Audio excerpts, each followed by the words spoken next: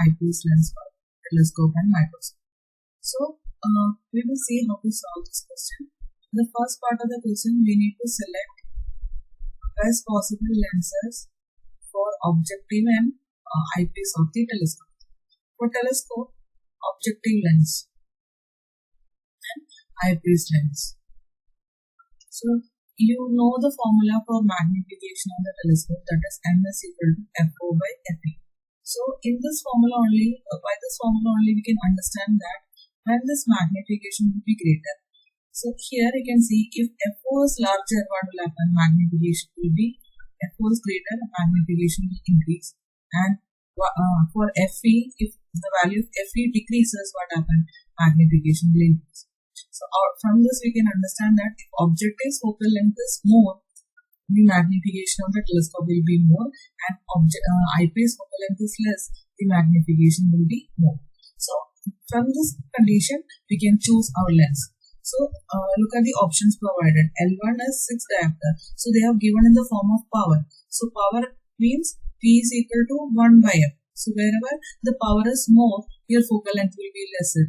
And for objective, we need a larger focal length. So we'll see in which case the power is more. See here you can see that 10D. So in this case, the lens will have a shorter focal length. And 3D, L2, look at 3D. So here L2 second lens has the least power. So it will have the maximum focal length. So we can select objective as L2. I hope you understood the reason. And for the eyepiece, you need the lowest focal length. Look at L3 lens. L3 lens has the maximum power, lowest focal length. So we can type L3 as the eyepiece. So your magnification will be larger. So for the justification part, you can see that the objective should have a larger aperture and larger focal length, and the eyepiece should have a smaller focal length and smaller aperture. Now the next part, microscope. So for the selecting microscope, first we will see the magnification formula. Here also you need to select the objective lens and the eyepiece lens. If you remember this category only, you can just this formula and how to solve this one, then similar kind of questions you can easily solve. So for microscope, you know the formula. Say for example, you are taking for the least distance of distinct vision, then you have L by FO into 1 plus D by FE, or L by FO into, this is another one, D by FE.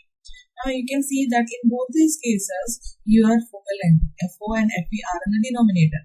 So if you want to increase the magnification, you can say that when will the magnification increases? When FO and FE are the lowest. And apart from that, you can see that both should be smaller, then the magnification will increase.